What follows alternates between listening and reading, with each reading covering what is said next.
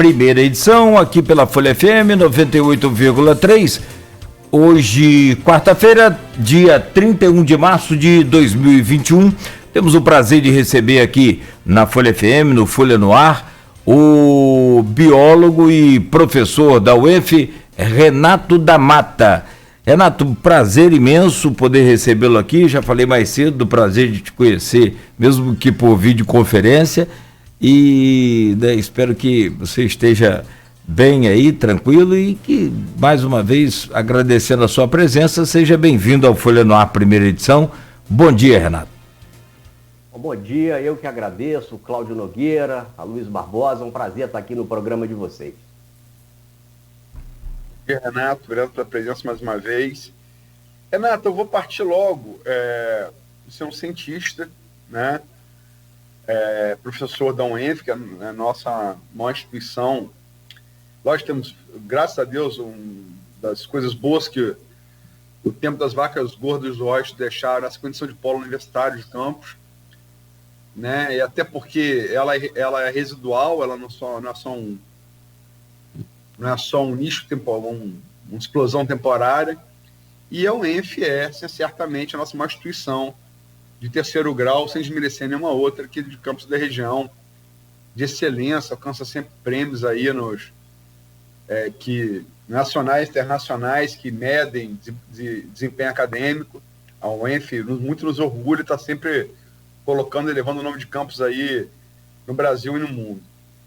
E te pergunto, na condição de cientista, de biólogo, de representante desse Centro de Excelência de Saber, na sua opinião, o quanto o negacionismo da ciência tornou o Brasil, hoje, segundo todos os especialistas, o principal epicentro mundial da Covid-19?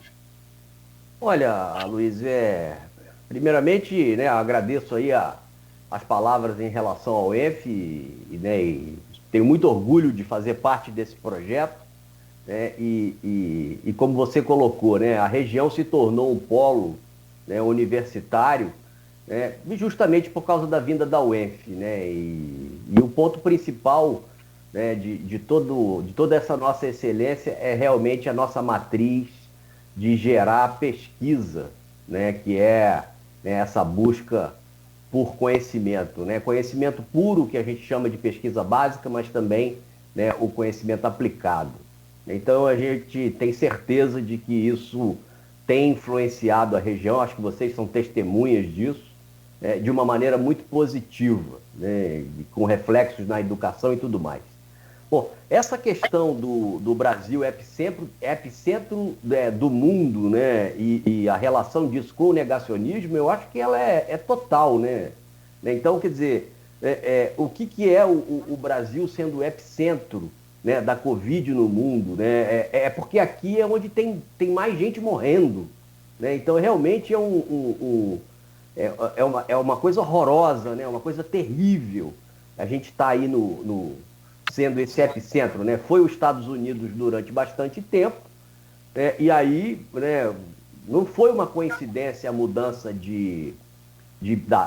da presidência lá, E isso está extremamente relacionado com o negacionismo. Quando o novo presidente americano entrou, o discurso mudou, e é o discurso que é a chave mestre para a mudança na sociedade, não tem jeito. Então, se o líder máximo diz que a Covid-19 é uma gripezinha, de que ele não usa máscara, e que máscara é uma besteira de se usar, as pessoas não vão usar máscara, porque realmente usar máscara é uma coisa que incomoda.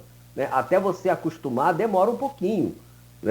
Então, eu acho que isso está extremamente relacionado. Quer dizer, esse negacionismo emblemático do nosso presidente, ele certamente é a causa do Brasil ser o epicentro, e com reflexos nefastos, Quer dizer, então, o que estão fazendo hoje, para trazer a vacina para o Brasil, tinha que ter sido feito há 6, 8 meses atrás. E por que não foi feito? Porque o presidente é anti-vacina.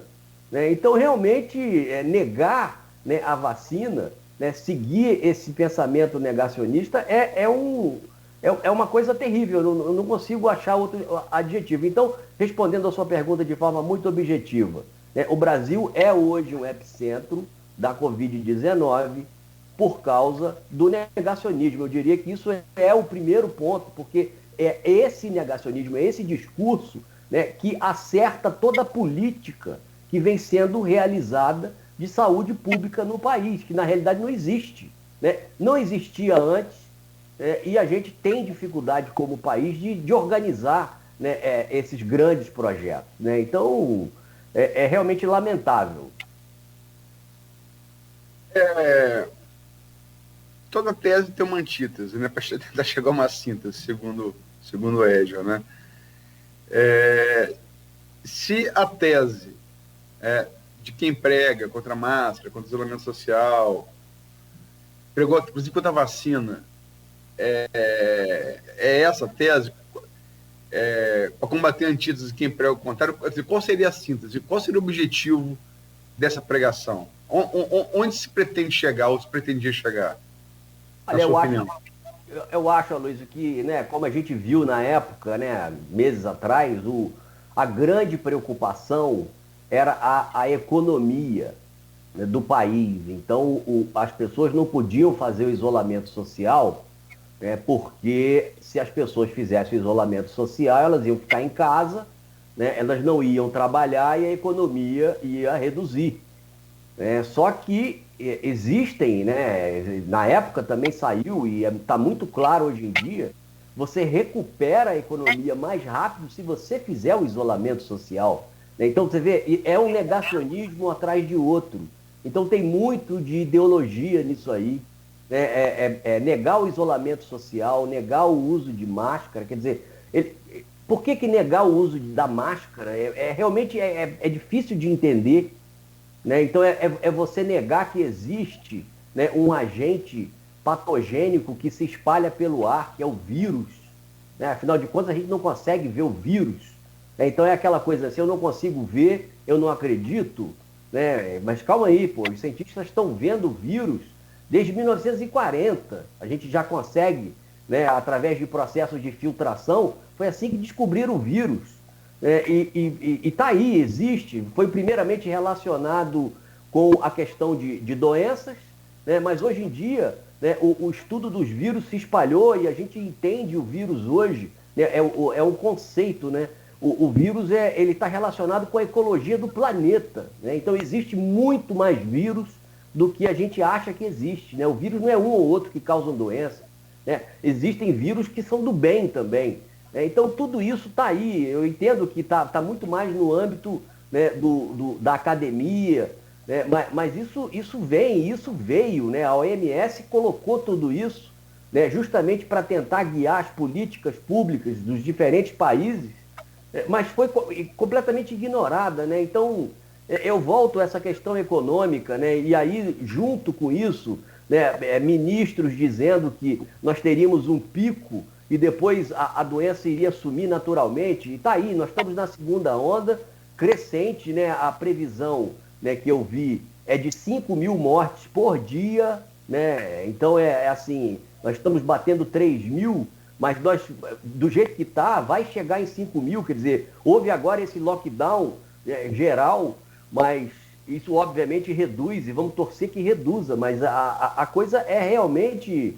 a Luiz e Cláudia, assim, é impressionante, né? Então, o conhecimento está aí, né? E aproveitar esse conhecimento também é um desafio, né? E passou a ser até uma tarefa da gente que está na academia, né? Então, a gente não adianta só fazer e gerar o conhecimento, a gente também tem que divulgar o conhecimento, né? Isso também é um assunto que depois eu pretendo abordar aí ao longo da nossa entrevista hoje, né? Porque a gente não tem formação para fazer isso. E aí esse tipo de programa é muito importante, né? E eu termino aqui essa fala justamente agradecendo vocês por ter a oportunidade de colocar isso aí no ar.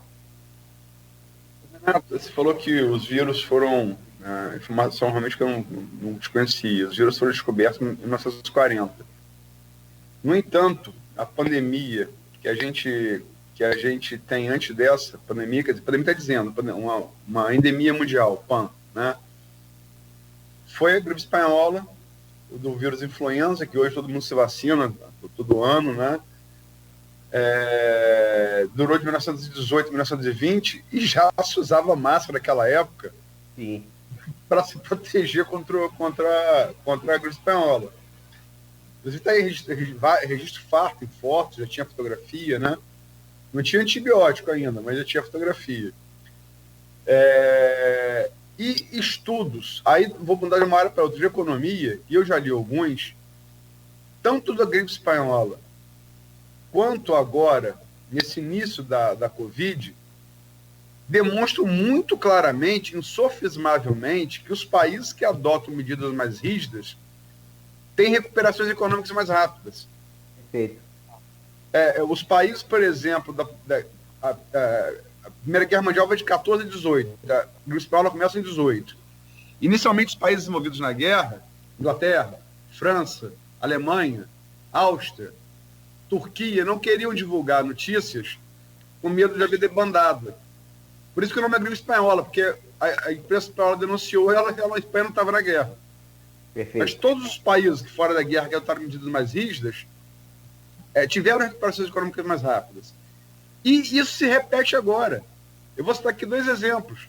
A China, onde a pandemia nasceu, mas é uma ditadura, talvez seja mais fácil fazer isolamento social e adotar medidas coletivas. Ou vou citar uma democracia, a Nova Zelândia, que está ali no Oriente, mas é um sistema muito próximo ao nosso. Democracia liberal ocidental. O PIB da China, e os dois adotaram medidas muito rígidas, né? China e Nova Zelândia. Perfeito.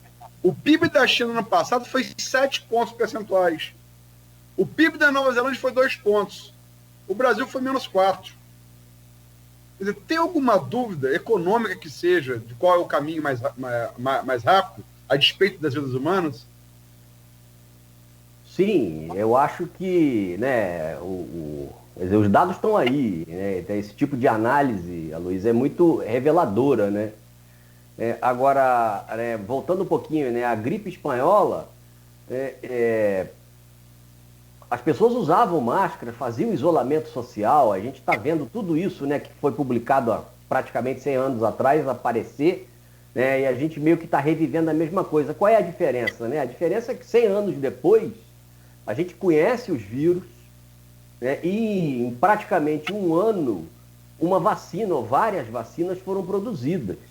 Né? Então, isso é o avanço tecnológico. Né? Então, você imagina, na gripe espanhola a gente não conhecia, né? Não se tinha o conhecimento sobre o vírus, né? O conceito de vírus, mas as pessoas já sabiam que isso se espalhava pelo ar.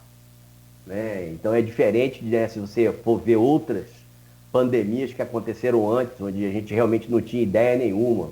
Né? Os conceitos médicos eram completamente diferentes e, né, a gente até acha graça quando a gente vê as coisas, né, não passavam pelo ar, mas ninguém tinha ideia de que você tinha um agente etiológico, né, como a gente tem hoje. Né? E as pessoas então fizeram isolamento social e usaram máscaras e dessa maneira, né, conseguiram, né, certamente isso ajudou a sair da gripe. Agora, ser contra, né, o isolamento social, eu entendo, né, que é muito ruim, né, que quem vive aí que depende, né, das pessoas irem nas suas lojas, entendeu? É horrível, né? Você vê o seu negócio que você já tinha grande dificuldade de manter, né? Porque a gente vem de uma crise, Aloysio, de antes, né? Desde 2014 em Campos, na queda das receitas dos royalties, né?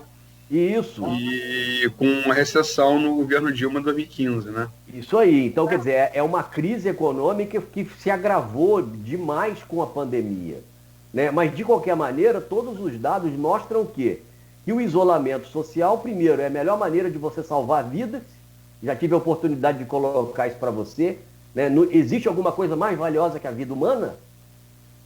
Então, tudo bem, o meu comércio é importantíssimo, mas a vida de alguém vai ser, obviamente, mais importante do que isso.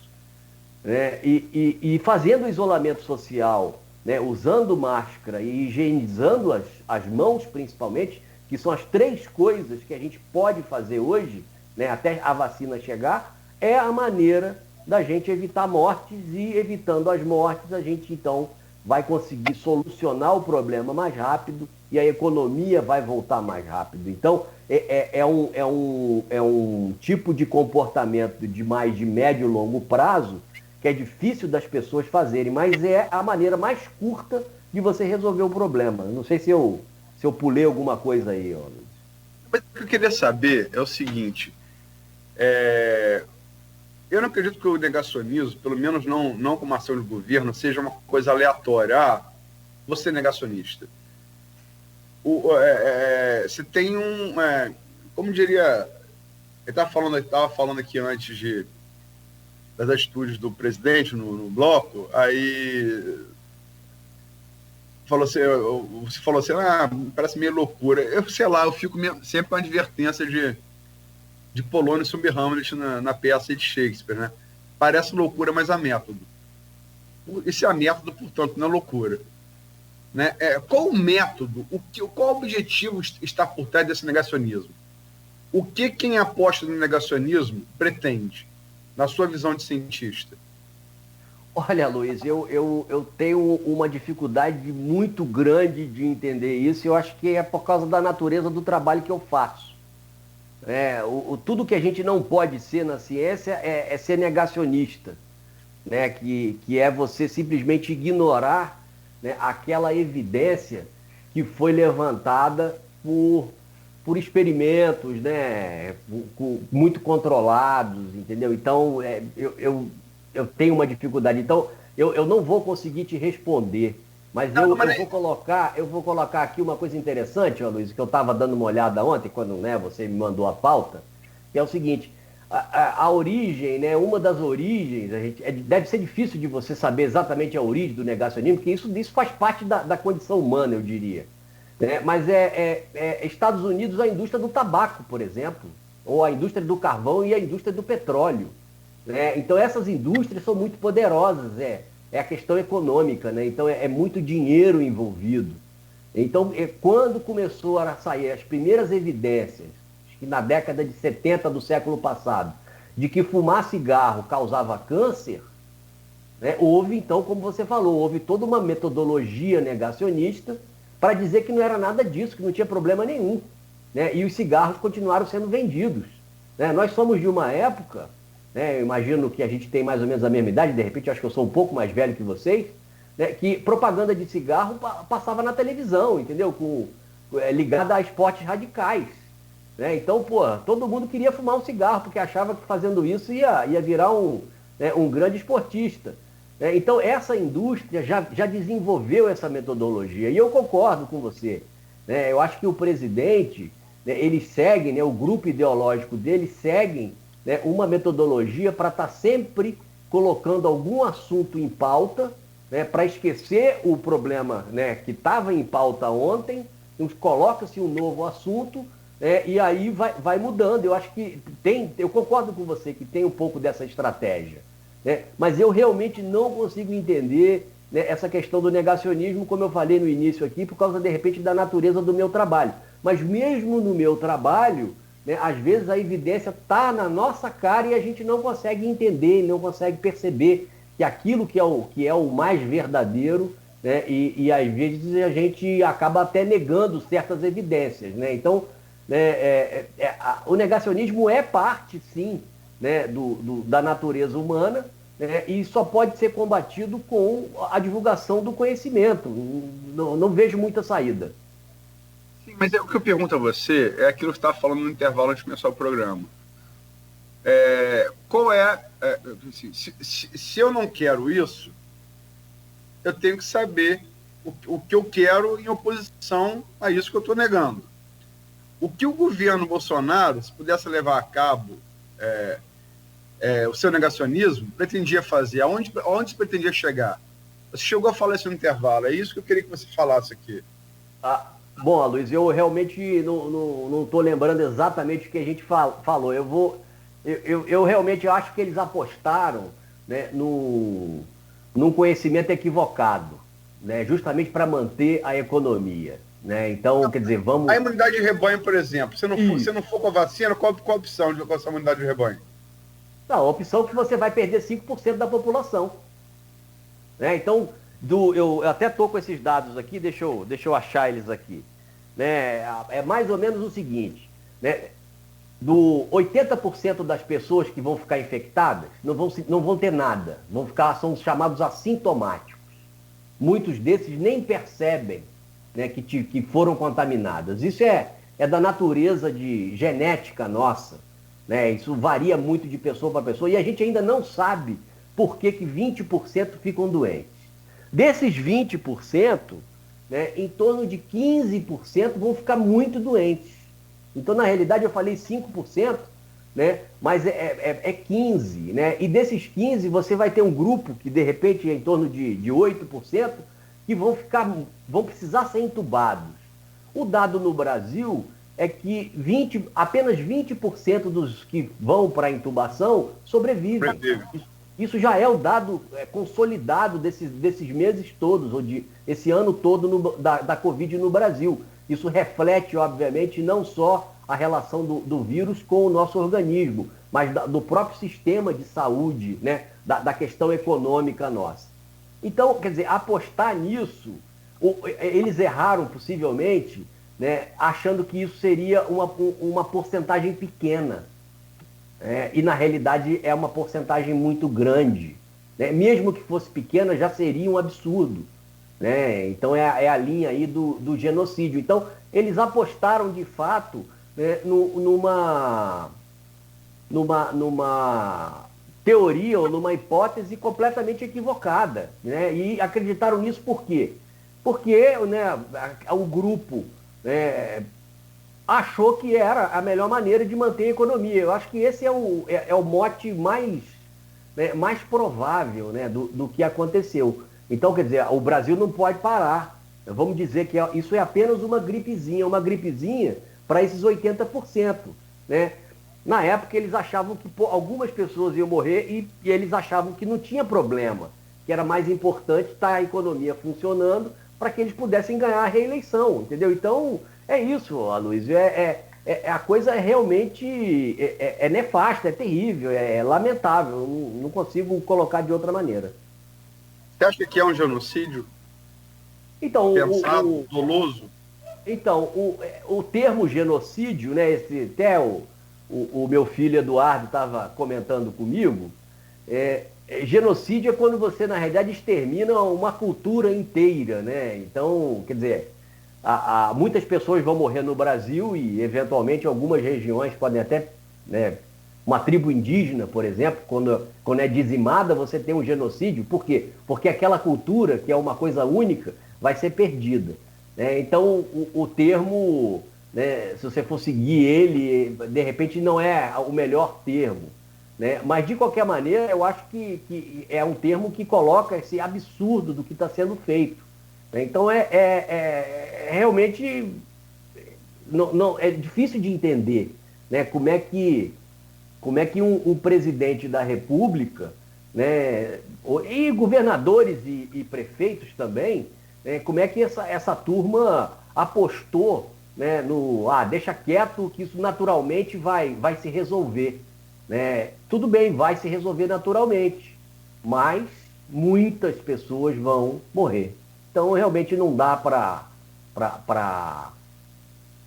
concordar com isso e a gente sendo da academia, né, onde esse conhecimento, né, existe, já está mais do que consolidado, né, e o Brasil, quer dizer, a gente tem aqui a UF na região, mas o Brasil tem centros de excelência, né, e por sorte, nós temos por sorte, né, por uma questão também de tradição e de trabalho, né, você tem a Fiocruz, você tem o Butantan, né, e esses institutos é que vão colocar, né, essas vacinas no mercado. Né? O que aconteceu lá com o negócio do Butantan?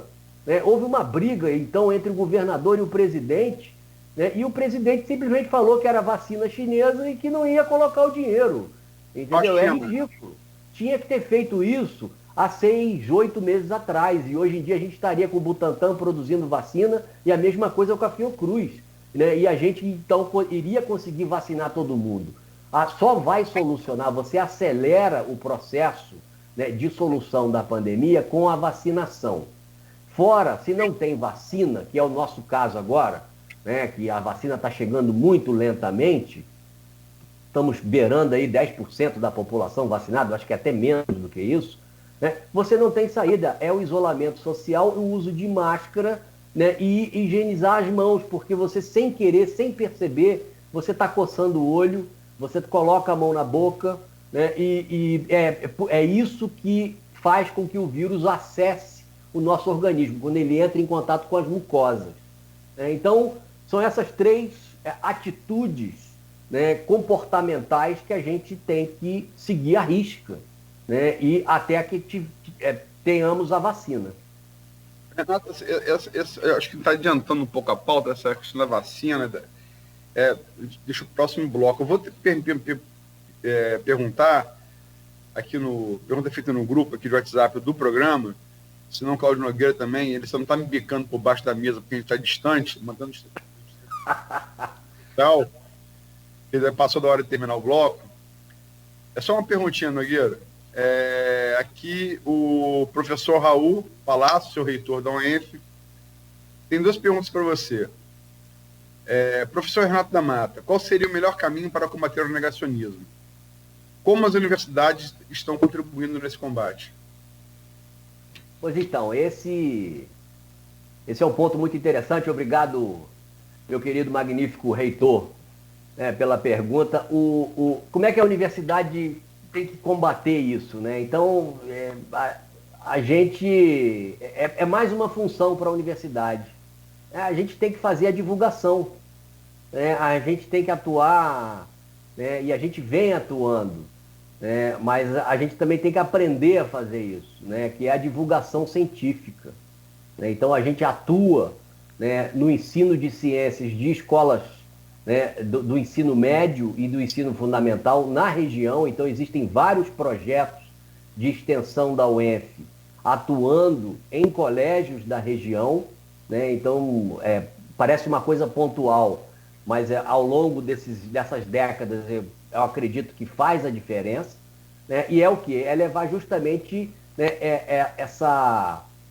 divulgar a ciência, né? De que realmente existe um conhecimento que é um conhecimento mais verdadeiro, né? E que as pessoas têm que estudar para chegar nele, né? Acho que muita gente aqui no Brasil acha que estudar é uma dificuldade, ler é uma coisa complicada, né? Mas não tem saída, né? A gente tem que conseguir, né, transformar isso numa atividade valorizada, né? As pessoas têm que ler mais, as pessoas têm que estudar mais. E como é que você faz essa transformação? Né? É através da divulgação científica, né? Só que a gente tem tanto pouco recurso, né, do Estado, né, que a gente tem muita dificuldade de fazer a pesquisa que a gente faz no laboratório, né? Então, para conseguir fazer a pesquisa que a gente faz, a gente tem que fazer uma série de trabalhos, né? Eu vou citar um. Então, por exemplo, a questão da manutenção dos ar-condicionados, né? Eu estou desde dezembro fazendo isso no meu laboratório, porque se eu não tiver ar-condicionado, eu não consigo fazer minha pesquisa, né? Então, eu estou perdendo tempo, eu devia estar lendo os artigos científicos para poder ter boas ideias, né? Mas, infelizmente, né, a coisa se eu não fizer, ninguém faz. Essa é a grande verdade.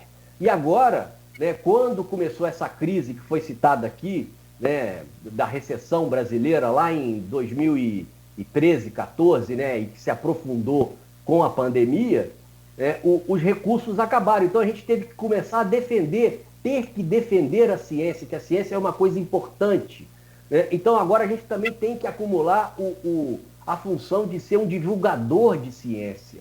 E isso não é fácil, porque você tem que ter uma formação específica, né? Existe uma área do jornalismo que faz isso. Então eu também vou ter que ter essa formação. Então realmente não é fácil, é um problema difícil, mas que a gente está fazendo, porque se a gente não fizer, a gente não sobrevive.